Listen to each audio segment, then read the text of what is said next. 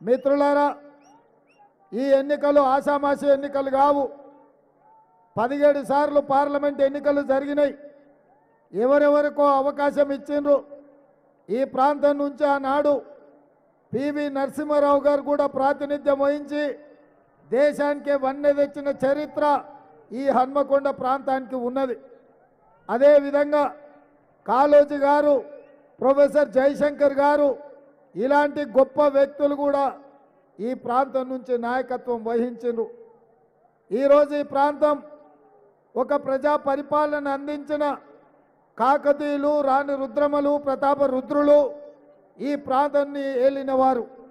అదేవిధంగా నమ్మిన జాతి కోసం ప్రాణాలనిచ్చి రక్తం దారబోసిన సమ్మక్క సారలమ్మ జంపన్న ఈ ప్రాంతం నుంచే ఆదర్శప్రాయులుగా భవిష్యత్ తరాలకు నిలబడ్డారు. ఇవాళ ఈ పౌరుషమైన ప్రాంతం ఆనాడు తొలి దశ మలిదశ తెలంగాణ ఉద్యమాలకు ఈ ప్రాంతం కాకతీయ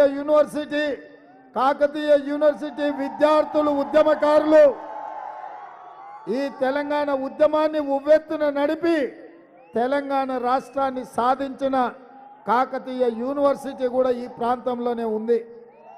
గొప్ప చరిత్ర ఉన్న ఈ వరంగల్ పట్టణానికి, ఈ కాకతీయ సంస్థానానికి ఉజ్వల భవిష్యత్తు ఉండాల్సిన అవసరం ఉండే. తెలంగాణ రాష్ట్రం ఏర్పడ్డ 10 సంవత్సరాలలో దేశంలోనే ఒక్క గొప్ప నగరంగా, చారిత్రాత్మకమైన కట్టడాలున్న నగరంగా, ప్రపంచంలోనే ప్రసిద్ధిగాంచే 1000 స్తంభాల గుడి ఈ ప్రాంతంలో ఉంది. రామప్ప దేవాలయం ఉంది. ఈ గొప్ప చరిత్రకు వన్నెదేవాల్సిన చంద్రశేఖరరావు వారి పరిపాలనలో ఈ ప్రాంతం అంతా మసకబారిపోయింది.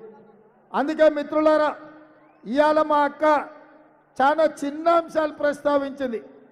గుడి నిర్మాణానికి 1 కోటి రూపాయలు, చర్చి నిర్మాణానికి 1 కోటి రూపాయలు, దర్గా నిర్మాణానికి 1 కోటి రూపాయలు, 3 లక్షల కోట్ల రూపాయలు బడ్జెట్ ఉన్న తెలంగాణ రాష్ట్రంలో 3 మతాలకు సంబంధించి 3 కోట్ల రూపాయలు ఇవ్వడం పెద్ద సమస్యనా? అక్క అడుగుడేంది, నేను ఇవ్వకపోవడేంది? జూన్ 30 తారీఖు లోపల మీకు మాట ఇస్తున్నా, జూన్ 30 తారీఖు లోపల స్పెషల్ డెవలప్మెంట్ ఫండ్ తరఫున వారికి 3 కోట్ల రూపాయలు మంజూరు చేసి మీ ఆలోచనను, మీ సూచనను అమలు చేస్తానని తెలియజేస్తున్నా.